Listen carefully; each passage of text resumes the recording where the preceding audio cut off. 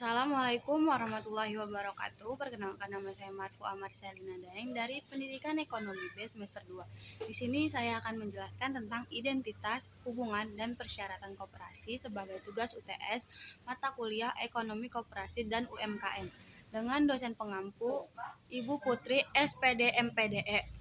Yang pertama, ada identitas koperasi. Koperasi adalah perkumpulan otonom dari orang-orang yang bersatu secara sukarela untuk memenuhi kebutuhan-kebutuhan dan aspirasi-aspirasi ekonomi, sosial, dan budaya bersama melalui perusahaan yang mereka miliki bersama dan mereka kendalikan secara demokratis. Berbagai hubungan dalam koperasi. Hubungan kepemilikan artinya anggota adalah pemilik perusahaan koperasi. Sebagai pemilik, anggota mempunyai kewajiban-kewajiban dan hak-hak tertentu terhadap koperasinya, baik kewajiban dan hak individual maupun kewajiban dan hak keuangan. Hubungan pelayanan muncul karena fakta bahwa anggota di samping sebagai pemilik juga sebagai pelanggan utama koperasi. Bentuk hubungan pelayanan koperasi terhadap anggota dapat dilakukan melalui bisnis antara usaha anggota dengan badan usaha. Yang ketiga, ada hubungan pasar. Pada prinsipnya, pasar adalah pertemuan antara penjual dan pembeli. Tetapi konsep pasar sebenarnya bukanlah sesuatu yang konkret, melainkan sesuatu yang abstrak. Masalah bisnis dengan non-bisnis. Dalam suatu koperasi murni, pemilik perusahaan tak lain adalah kapasitas murni para pemegang saham. Mereka menginvestasikan modal ke dalam perusahaan untuk memperoleh keuntungan berupa dividen dan jenis keuangan lainnya. Tetapi mereka tidak memanfaatkan servis yang diberikan oleh organisasi itu. Logika yang sama berlaku terhadap koperasi. Semakin banyak ia terlibat dalam koperasi,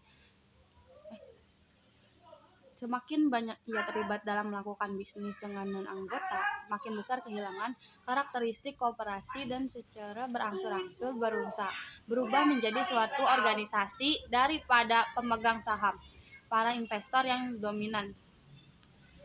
Menjadi anggota koperasi adalah bahwa individu-individu akan menjadi atau meneruskan tetap tinggal menjadi anggota dalam sebuah koperasi bila mereka mengharapkan manfaat atau faedah yang dapat mereka peroleh dari suatu koperasi lebih besar daripada faedah yang mereka dapat memperoleh kalau tidak menjadi anggota karena bisnis dengan organisasi non-koperasi atau koperasi saingannya. Manfaat di sini diartikan sebagai nilai subjektif dari suatu alternatif yang terbuka bagi seseorang. Bila seseorang lebih menyukai satu jeruk daripada 3 apel, maka satu jeruk itu mempunyai nilai manfaat yang lebih besar bagi orang itu daripada 3 apel. Dalam hal ini, value atau nilai pertunjukan kapasitas potensial dari suatu objek atau aksi untuk memuaskan kebutuhan manusia. Kebutuhan ini dapat dipandang dari sudut ekonomi dan non-ekonomi. Koperasi dalam segitiga strategis. Untuk beroperasi secara berhasil dalam segitiga strategis itu, koperasi harus tahu menggunakan hubungan antara segitiga C itu dengan baik. Namun seperti yang telah dilansir oleh Yuyun Wirasasmita tahun 1991, pada kebanyakan koperasi saat ini masih menunjukkan hal-hal sebagai berikut. Yang pertama, fungsi dan tujuan koperasi tidak seperti yang diinginkan oleh anggota.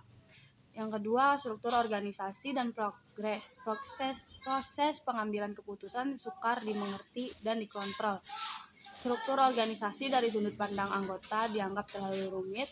Yang ketiga, tujuan koperasi dari sudut pandang anggota sering dianggap terlalu luas atau terlalu sempit.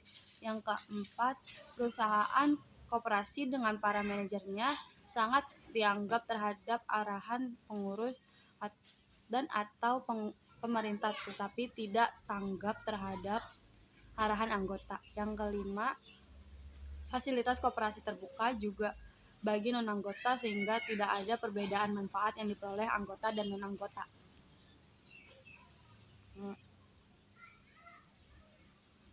Sekian saja dari saya.